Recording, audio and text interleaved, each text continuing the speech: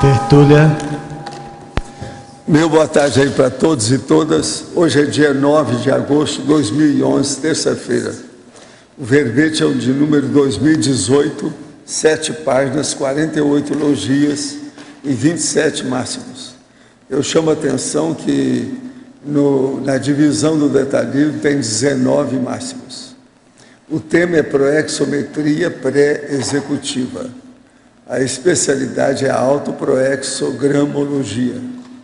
Quem redigiu o verbete é um veterano, que é o Dr. Pedro Fernandes, que está ali na cadeira dos réus esperando, sabe, as invectivas de vocês. Falei bonito dessa vez, vocês não podem falar. Agora, definição.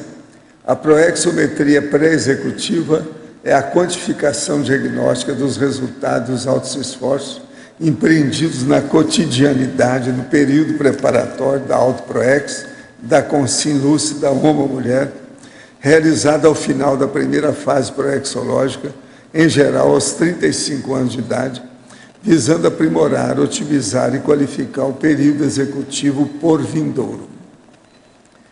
O megafoco autopensênico da fase preparatória da proex. O holopensênio pessoal da inventariologia proexológica. O inventário do primeiro tempo evolutivo, a apreciação quanto ao resultado dos autoinvestimentos. Os ativos e passivos pessoais da programação de vida. O estadiamento do status proéxico. A avaliação parcial dos acertos e erros proéxicos.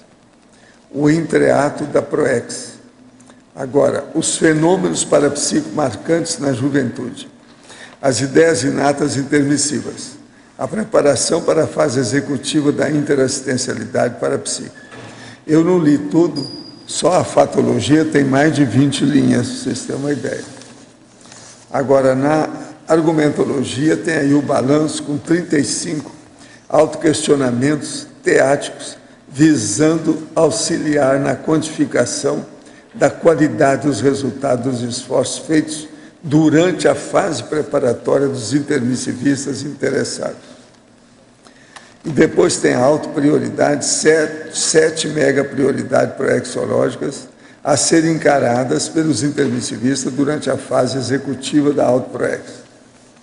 Na remissologia, nos 15 itens, nós destacamos a alavancagem da proex, desafio da proex, megatrafar anti-max proex, preparação proexológica e proexograma. Agora, fase enfática. A elaboração criteriosa da proexometria pré-executiva é recurso sério e prioritário a toda consciência adulta, homem ou mulher, interessada em ultrapassar os mega desafios intermissivos. Você já priorizou o balanço detalhado da fase preparatória da autoproex? Quais as consequências práticas daí advindas visando o complexo? A bibliografia tem uma fonte bibliográfica. Agora, questionamento. Recebi um paciente de 19 anos que estava com a vida normal e começou a apresentar comportamentos anormais, como exemplo, ouvindo vozes, vendo vultos. Isso começou a ocorrer depois da dessoma de um ex-cunhado, que relutou muito antes da dessoma, que teve um câncer. Este ex-cunhado teve apenas os cuidados da mãe desse paciente. Ele dessomou em abril e com muita raiva. Como devo proceder para encaminhar adequadamente, pois somente com o meu conhecimento profissional fica bastante precário. Ele já está sendo medicado por um psiquiatra. Olha, aí o problema é ele trabalhar com estado vibracional. A nossa amiga está perguntando aqui, é psicóloga. Pode ajudar aí do ponto de vista da energia, né, em cima da pessoa e ele saber como é que faz. Até que ponto a psicanálise freudiana e junguiana ajudam ou atrapalham no progresso ou no processo da autopesquisa proposta pela conscienciologia?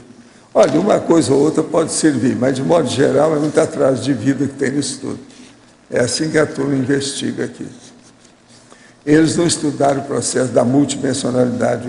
O Freud ficou só naquilo. O Jung quis entrar na história, mas acabaram brigando lá, o negócio não deu em nada. Outro, nessa vida ainda tive processo com as artes plásticas, mas não fiquei somente na arte pela arte. Trabalhei com arte e psicologia na clínica, atendendo um grupo de pacientes psicóticos.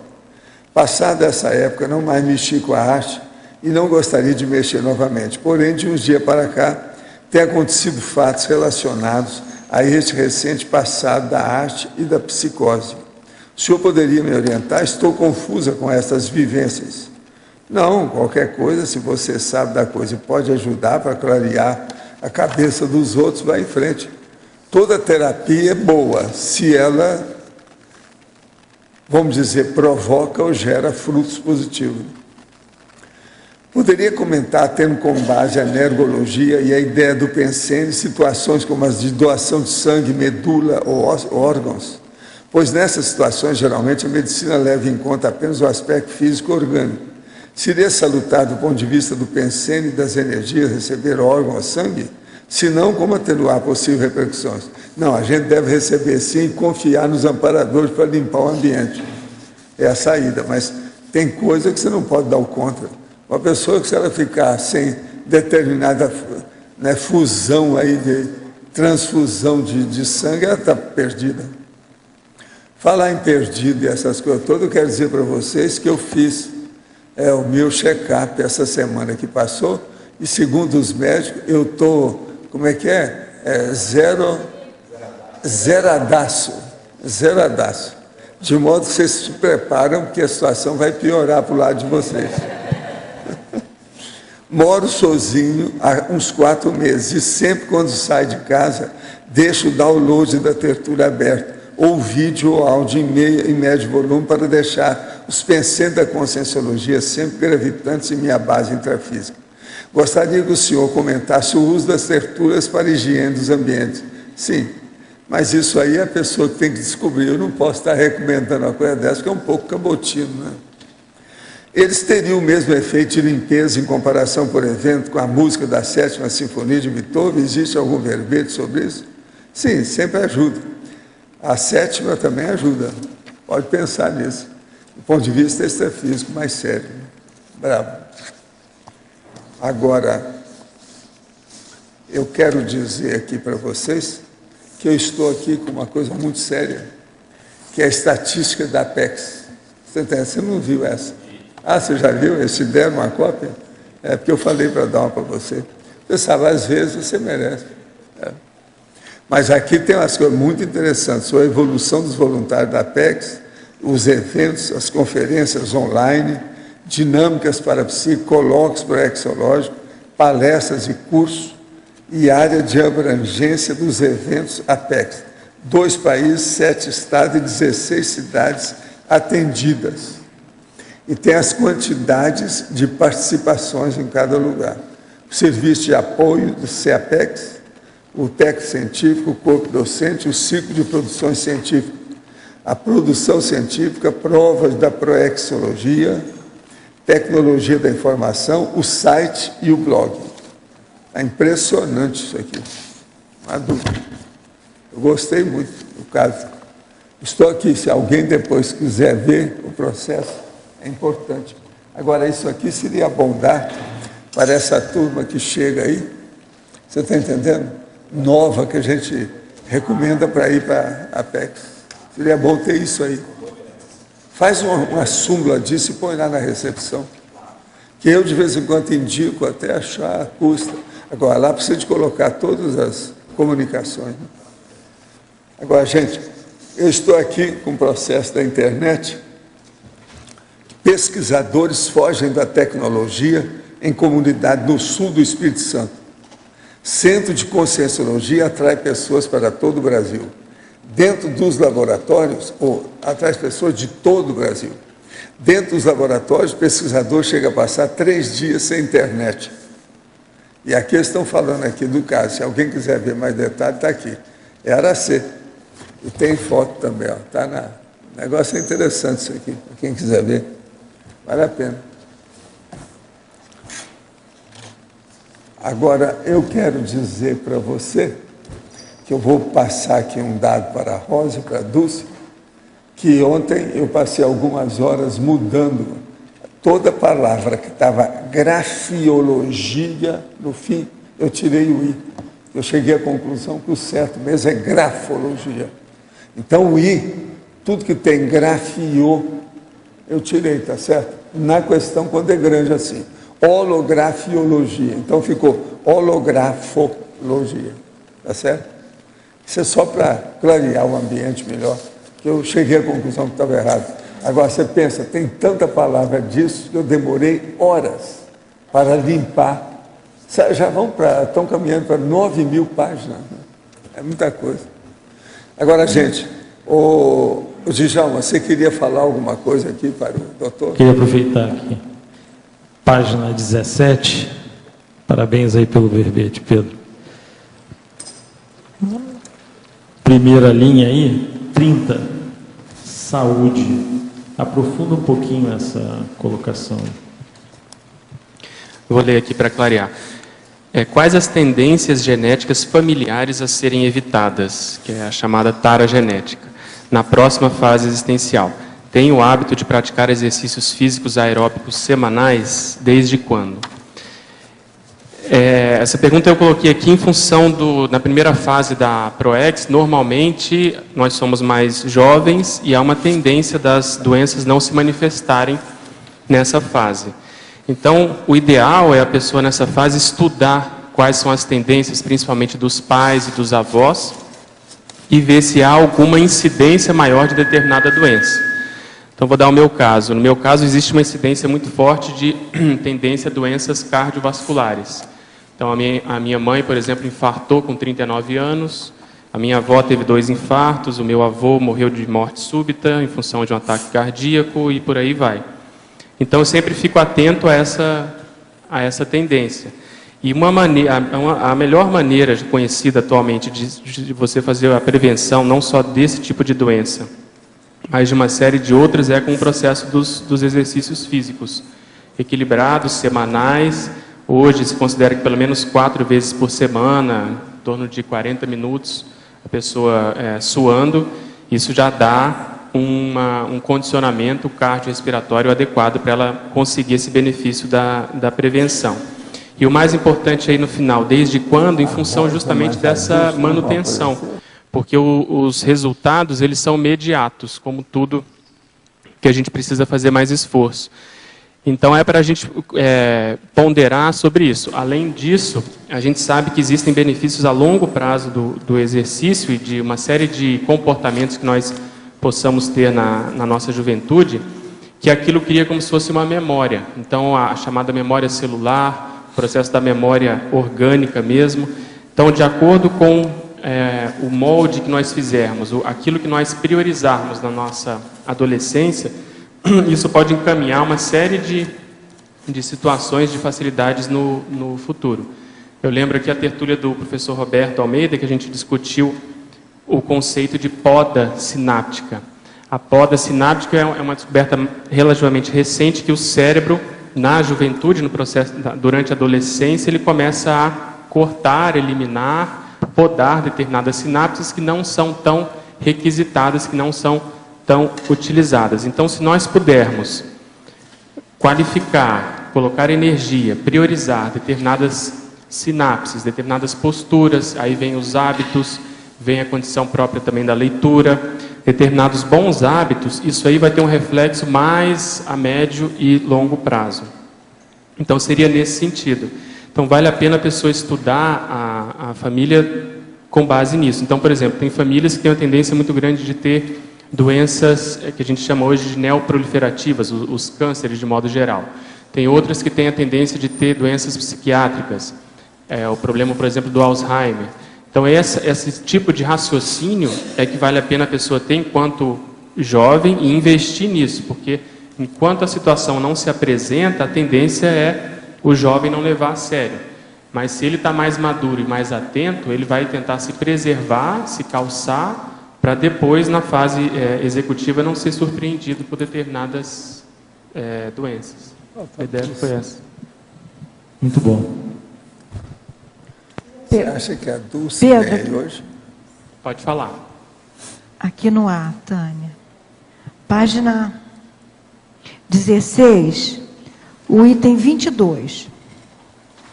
Você está falando do saldo do megafoco intelectual. Fala um pouco mais sobre isso. O que você quer chamar a atenção? Normalmente, quando a ideia básica desse verbete é você parar e pensar, normalmente quando a pessoa faz 35 para 36 anos, que ela vai adentrar a fase executiva, ela vê o que ela produziu, e ela olhar para trás e ver qual foi o megafoco que ela, consciente ou inconscientemente, ela adotou durante esse período. E o saldo é justamente isso, o que ela produziu, por exemplo, se ela dessomasse, o que vai ficar? Então, ela escreveu algum artigo, escreveu algum livro. Qual foi o principal interesse do ponto de vista intelectual que ela conseguiu priorizar? Por exemplo, as leituras, o que priorizou? Então, vamos supor, não sei se foi o seu caso, mas a pessoa que gosta ou que tem uma tendência política, às vezes o megafoco nessa fase foi o processo dedicado à política, tanto do ponto de vista de leitura, mais assim teórico, como às vezes do ponto de vista prático também. Prático, E aí tem que ver o que vai ficar disso, qual que é o saldo para ajustar na próxima fase. Próxima fase. Eu já passei dos 35, já tem um tempão, né? Então, você acha interessante até os 35? Eu e acho depois, aí fazer uma nova vertente. Eu acho que mesmo as pessoas que já passaram há muito dessa idade, vale a pena fazer em função da próxima existência. Porque você, analisando, você pode ver por que eu priorizei determinados aspectos em detrimento de outros. Porque se a gente não ficar lúcido para isso e não fizer alguma profilaxia, a tendência disso se repetir na próxima é muito grande. Então, tem pessoas que querem deixar para a próxima ou deixar para o próximo período intermissivo para começar a pensar nisso. Eu acho que vale a pena avaliar para a pessoa entender como que ela funciona. Ela está diante de um novo corpo, ela tem a influência das amizades, ela tem o processo de profissão que ela tem que encarar. Então, qual foi as reações que ela teve nesse período? E, diante disso, ela começa a pensar o que ela tem que fazer para prevenir determinados aspectos, hábitos e comportamentos para a próxima existência, porque senão a tendência vai ser isso se repetir, se é que já não está se repetindo na própria fase executiva. Né? Tá, muito obrigada e parabéns pelo verbete. Ok, obrigado. Na página 16, o item 4, biblioteca. Você fala assim, quantos livros catalogados disponho na minha biblioteca pessoal? Quando você fala catalogados, você se refere a um fichamento?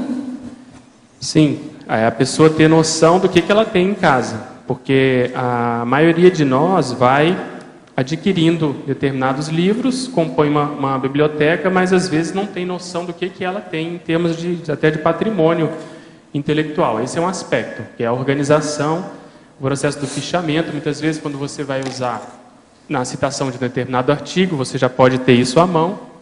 E aí o próximo passo é ver quantos realmente estão anotados e registrados e, vamos dizer assim, foram utilizados de fato. E por aí vai. Qual o tema predominante, por exemplo? Recentemente, só para ilustrar, eu e a Cris fizemos um balanço lá em casa, para ver quantas obras nós tínhamos. E a gente chegou, em termos de livro, a 1870, 1880 livros. E desses tem 211 dicionários, que é um tema que a gente tem afinidade muito grande. E o tema predominante é o processo do dicionário, mas principalmente também obras relacionadas à psicologia de modo geral, às humanas. Então, você estudar e aprofundar e saber tirar partido vale muito a pena. Durante muito tempo, eu não tinha tempo, em função da própria fase preparatória, de estar na medicina, tinha que priorizar o estudo da medicina, mas eu fui adquirindo muitos livros que eu não conseguia ler naquele momento, mas eu sabia que em determinada época eu ia conseguir ter tempo e aprofundar esses estudos, que é o que está acontecendo exatamente agora. Então, vale a pena a pessoa também se planejar para isso, não ter uma visão muito de curto prazo. Então, às vezes eu sei que eu tenho um determinado livro que eu ainda não li, mas que quando eu for me dedicar àquela pesquisa que eu tenho interesse, eu já tenho uma mini biblioteca, eles estão separados ali, e eu pego e vou destrinchá-los e vou utilizá-los. Então, essa noção de saber lidar com essa realidade, em termos de biblioteca, vale a pena para a pessoa ter pelo menos uma organização. Então, no meu caso, Pedro, é assim, eu não tenho fichamento, mas eu tenho eles por assuntos em estanterias. Eu sei onde eu vou achar o meu livro. Eu sou organizada, mas eu não fiz esse fichamento, tipo como a gente faz no holociclo de todos. Sim. Mas seria interessante, no caso, fazer também. Sim, né? porque isso vai te ajudar. Quando você for utilizar, para você fazer a citação, já está, vamos dizer, o fichamento pronto. Você pode colocar um resumo, você pode colocar o que te marcou mais quando você leu. Isso até é importante para você entender o momento que você está passando, porque se você ler esse mesmo livro em outra época, provavelmente você vai descobrir outros assuntos, outros aspectos que vão te chamar a atenção. Então, quando a gente registra, a gente consegue entender mais o nosso funcionamento também. Porque naquela época você priorizou aquele aspecto do livro em função, às vezes, de uma determinada pesquisa que você estava fazendo. Então, toda vez que terminar de ler um livro, vale a pena fazer essa síntese, que ela tem como parte, talvez, principal, o próprio fichamento. E aí a pessoa incorpora aquelas técnicas que a gente fala muito aqui na tertúlia do detalhismo, da exaustividade, na rotina de pesquisa diária. Entende? Então, a ideia é essa. Acho que você já está no caminho, né? Obrigada. Pedro, na letra B, você fala na definição que a proexiometria pré-executiva é a quantificação diagnóstica dos resultados. Se você pode chegar a um saldo positivo ou negativo, porque é uma quantificação, uma metria, por que você coloca a tematologia como tema central homeostático? Em função da proposta da técnica. O fato de você fazer e chegar a um diagnóstico mesmo negativo vai aumentar a sua lucidez para o processo da evitação do incomplexo. Então, é isso que eu quis chamar a atenção, é a pessoa encarar primeiro isso, porque muitas às vezes não param e não se dedicam a isso, porque acham que o saldo não é positivo e preferem não encarar. É como na medicina, às vezes a gente vê pessoas que não gostam de fazer exames porque vai que aparece alguma coisa. Então, essa fuga do processo da PROEX, esse pensamento mágico que o pessoal está lembrando aqui, é que a gente quis chamar a atenção para a pessoa evitar isso. Então, não é em função do saldo. O saldo, até certo ponto, é secundário. Mas você, quando faz esse diagnóstico, você vai ter, assim, um detalhamento muito maior do que você priorizou, por que você priorizou aquilo, quais foram as fugas conscientes ou não que você utilizou para não encarar determinados aspectos da PROEX. Então, é mais em função disso, em função de ser uma técnica que ajudaria a aumentar a lucidez.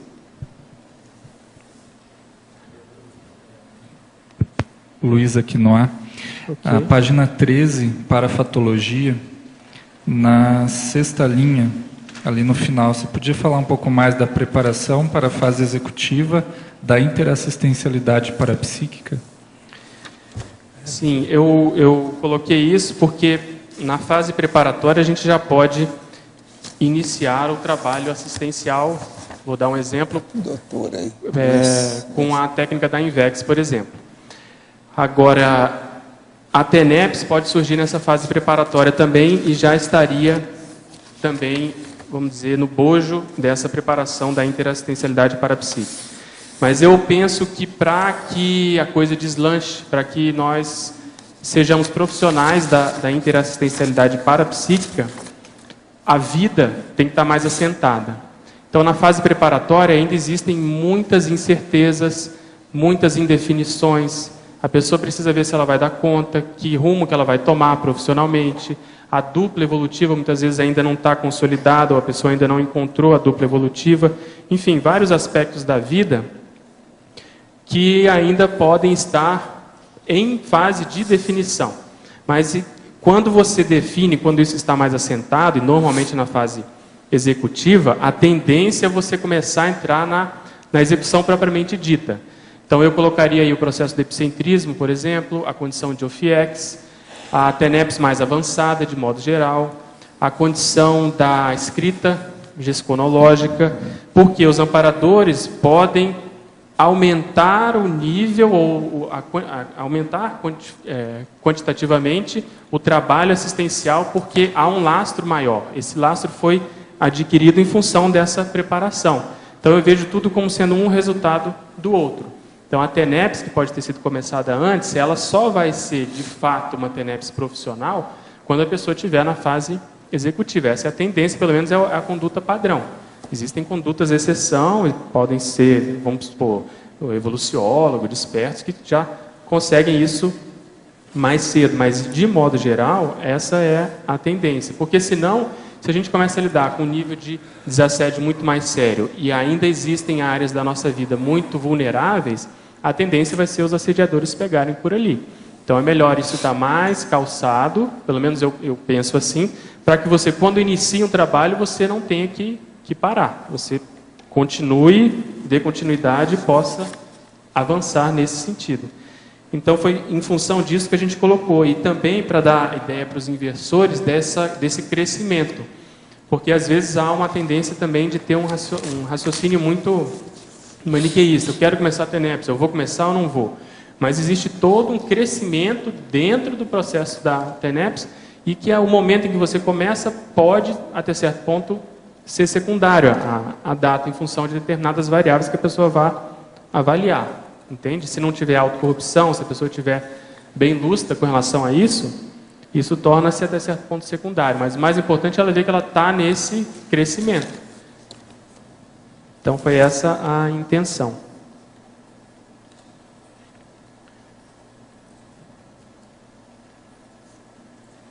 Ok?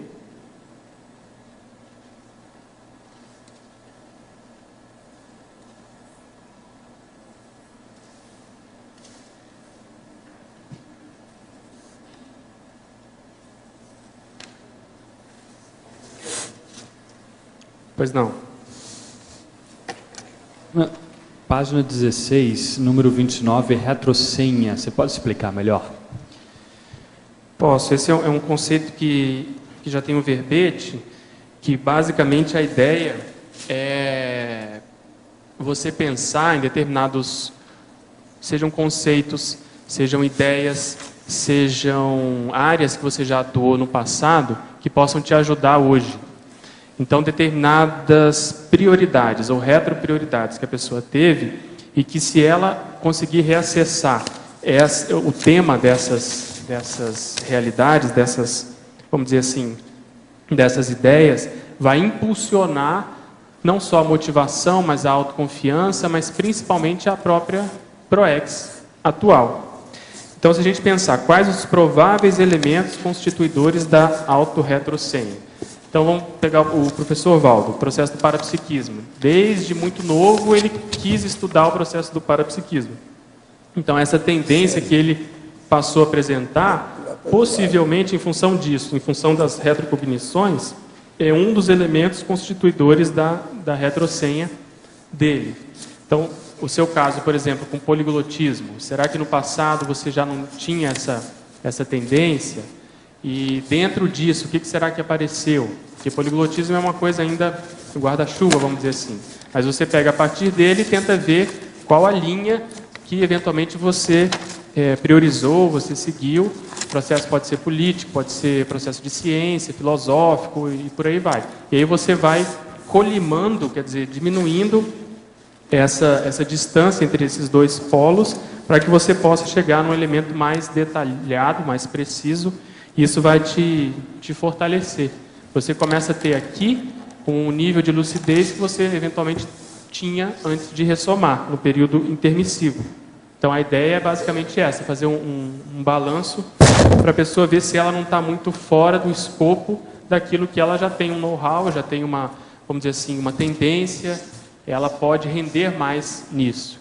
E dentro disso entra o próprio Mega Trafor, nessa análise. Gente, eu vou aproveitar aqui para fazer uma apresentação de uma ideia. Estava esperando a Dulce, mas ela não veio, mas você está aqui. Então, o que se passa? Tem também a mim, tem a Mabel, tem você. O caso todo é o seguinte, eu estava com a ideia de sugerir para vocês montar, por enquanto, uma pré-IC, Associação Internacional dos Verbetógrafos da Conscienciologia. Tem que arranjar um nome depois para isso, tudo isso. O César já ofereceu, durante 6 meses, você já tem uma sala lá no discernimento para compor o processo. Agora, desde já eu acho que seria bom vocês se mexerem para estudar os processos, a filosofia do problema. Eu estava esperando também a Maria Isabel da Conceição chegar para falar, porque isso aí é bom Unicim saber. De modo que vocês já ficam sabendo, todo mundo que seja verbetógrafo vai entrar nisso. Quando a pessoa já defendeu o verbete aqui, ela já participa automaticamente da associação. O que você acha, Rosa, você que é a chefa? Está de acordo? Agora, vamos fazer primeiro uma pré-IC. E aí nós caminhamos para uma coisa maior. Uma IC propriamente dita. Vou dar um recado para a Dulce. O que você acha? Eu falei para uma meia dúzia de pessoas, todos acharam conveniente. Agora, Valdo. Agora, o que eu quero é dividir o processo da monja. Isso, é isso que eu queria falar. Pois é, agora, esse da monja, nós vamos... vai ser publicado. Isso aí é muito sério. Vai ser publicado pela Apex. Eu ia dizer Entendeu? que depois que eu li o verbete... Eu ia dizer que depois que eu li esse verbete, eu entendo melhor isso que você está propondo. A sua condição de intermissivista e voluntária e verbetógrafa. Aí eu entendo melhor. Tá certo? Sua responsabilidade é muito a nossa, né? O Loche lá com a Apex, eles vão publicar uns dados sobre o assunto e vão publicar inteiro o verbete do dicionário sobre o assunto. Aí o povo vai entender. Muito bacana. Eu ia distribuir aqui, mas o melhor eu acho que ele vai fazer a publicação. Vai para o Cosmos, Muito bom. Você está de acordo, então? Sim. Vamos agora pensar aí no... É irresistibilidade, né? Esse convite é muito bacana. Agora a gente pode falar, Marisa. Oi.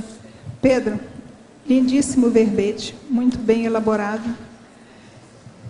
E parabéns. E eu gostaria que você ampliasse a assistência em relação que você já está dando no verbete, sobre, na página 13, em fatologia, que você aprofundasse os autodiagnósticos. Inclusive, você coloca aqui como diagnóstico, mas o verbete fala em né? Autoproexologia. Não sei se caberia aqui autodiagnóstico. Gostaria que você fizesse um filtro em todos esses diagnósticos que você coloca aqui. Porque como a gente estava comentando antes, quando a pessoa faz a análise crua, né, da realidade dela, quando ela vai começar a fase executiva, ela tem que chegar pelo menos nesses 7 diagnósticos que a gente comentou aqui. Sim, você fecha maravilhosamente quanto à qualidade da autopensenização. Achei muito bom.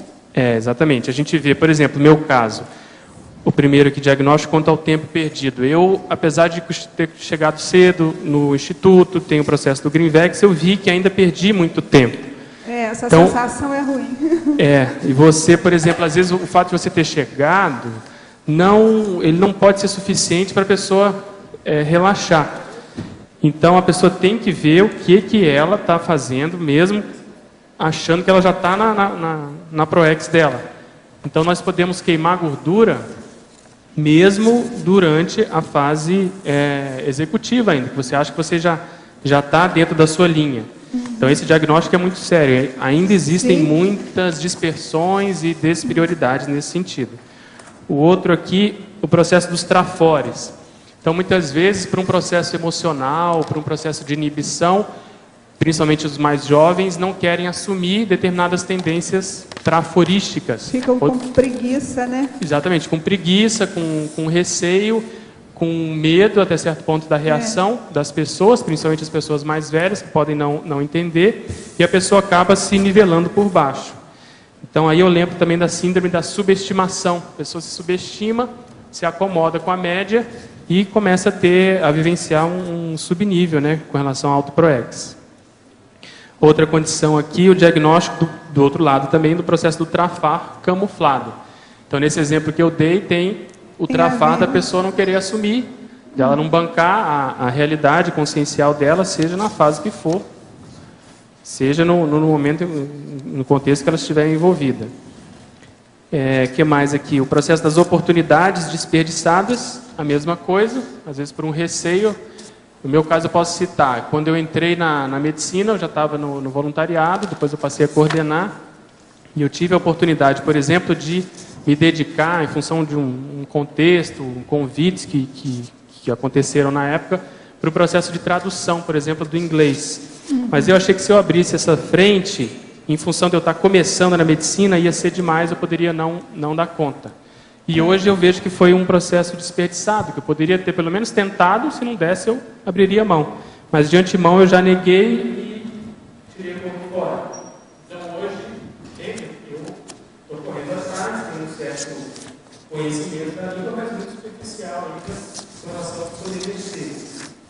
Outra condição aqui, as companhias ociosas, nessa fase é muito comum, principalmente de desvio, por axiológico, né? Eu acho que essa questão das companhias ociosas, ela acaba sendo um travão muito grande. As pessoas, elas não sabem abrir mão daquela amizade sem romper a amizade, né? Então, elas ficam assim, meio dentro de um travão, sem saber como lidar com isso. Elas seguem a câmera social, não se funcionam. Nessa questão das companhias ociosas. E acabam se travando, né? Uma coisa que me ajudou, por exemplo, quando eu comecei a ter que realizar a medicina, o vestibular de medicina, naturalmente eu tive que fazer opções. Isso. Então eu podia ter o mesmo tipo de liberdade, eu tinha mais que sair dos amigos, começar a priorizar e naturalmente essa seleção começou a acontecer. Então, às vezes, uma coisa acaba ajudando a outra. Da mesma maneira, os comportamentos automiméticos e o processo da autopensenização. Então, nós podemos chegar e ver o que predominou na nossa fase preparatória. Então, tem pessoas que, vamos dizer assim, se perdem no processo afetivo sexual. Tem outras que é o processo político. Tem outras que é o processo artístico. Tem outras que é o processo da ciência convencional. O processo do dinheiro, por exemplo. Eu conheço pessoas que, quando começaram, médicos, colegas, que quando começaram a ganhar dinheiro, porque em geral, o médico demora a ganhar dinheiro, mas quando começa, há uma tendência dele ganhar bem. Então, a pessoa, isso subiu a cabeça. E, eventualmente, isso pode ser um processo automimético, porque a pessoa não consegue lidar com isso ainda, ela tem essa necessidade.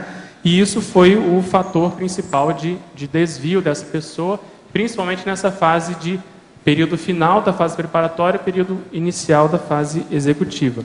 Então, é um exemplo que caracteriza bem esse diagnóstico mal feito, ou eventualmente até não... Professor Valdo. Melissa, eu desejaria ouvir a voz do chefe aí, que está sempre aí com você, você fala e não fala nada. Eu devia de aproveitar que hoje o Hércules aqui do busto está aqui presente, eu estou sentindo a energia dele aí o tempo todo, por isso que eu mostrei para você. Você está vendo como é que o busto faz evocação. Interessante isso aí. Não é muita energia que tem aqui. Está com vontade de andar, sair. Me deu, não foi só euforia, não, me deu psicomotricidade. Ele não falou, não, mas ele está... Professor Valdo. Está faltando vida, né? Busto não tem, né? Professor Valdo. Tenho, hein? Na condição de voluntária da Unicim, nós já estamos agendando aqui com a Rosa, porque lá nós fazemos parte do Comitê de Conscienciocentrologia, que orienta os prés e seis. Estamos agendando, Rosa. Ah, é? E para o Pedro. Então tá bom. 17, na página 17, Pedro. Autoprioridade. Ela também é da turma dos verbetógrafos? Ela é da turma de verbetógrafos? Já apresentei, estou com outro aí para entregar para a Rosa. Mas fala, Beth. Uma outra coisa, só pode entrar lá quem defendeu o verbete aqui. O resto é eliminado, é discriminação ampla. Está entendendo? Agora aqui, tenho 23 anos e faço uso do tabaco desde os 17 anos. É uma moça. Já tentei parar com isso algumas vezes, mas como eu sei que devo parar, mas ainda assim não quero, Fui mal sucedido em todas as tentativas. Inicio hoje mais uma tentativa e gostaria de pedir um conselho. Quantas técnicas energéticas que poderia aplicar para diminuir o assédio que gerei devido ao vício? Além do EV, o que mais posso fazer em relação aos ambientes, companhias e outros assuntos? Não, você deve cortar todos os bagulhos energéticos que diz respeito ao cigarro. E deve fazer exteriorização de energia na hora que aparecer a cinta da abstinência. Agora, ó, eu conheci milhares de pessoas na minha vida que deixaram de fumar hoje, assim. Amanhã cedo eles retornam a fumar. Então, isso é muito comum. Então, olha bem o que você vai fazer. Você iniciou hoje, amanhã você reinicia. Walter, aquele seu caso lá do cara na palestra no Leblon. Pois é, não, o caso da palestra do Leblon, o cara pegou e jogou tudo pela janela, sujou tudo lá, deu até problema para nós por causa do prédio. Eu comecei a falar, a hora que ele viu o alcance do processo, que ele não tinha pensado, meia hora depois do meu speech, ele pegou tudo que tinha, chegou na janela que está lá, já está no último andar, e atirou tudo bem embaixo. Pensei, o que é isso? Essa sujeira? Ou suja os mundos? Então, eu não posso, a partir desse momento, eu não fumo mais. Agora, aquele cara nunca mais eu fiquei sabendo como é que é, se ele deixou mesmo, mas eu vou te contar. Foi um abalo impressionante, ele recebeu um choque, foi um impacto terrível. Todo mundo viu, teve gente que estava até achando, ele não precisa de médico não, como é que ele está? Poderia, então, sugerir como posso ajudar meu filho. Ele tem 11 anos e sempre viu consciência, sempre teve medo, apesar de eu conversar com ele. O medo continua o dia todo e se intensifica durante a noite. Ele sabe fazer EV. Quando digo para ele fazer e colocar energia, ele responde que é pior, porque começa a ver mais e com mais nitidez. Como posso ajudá-lo? Olha, o problema é que ele tinha que frequentar algum dos nossos cursos, mas você está em Portugal, aí tem que ver, né? Você tem que olhar aí com a IAC, como é que está o processo. Ele divide passar uma temporada, quando ele tiver férias, e ter alguns cursos na IAC. Isso aí pode ajudá-lo. E com o estado vibracional ele vai longe. Ele não tem, está faltando parceria, companhia, para dar força.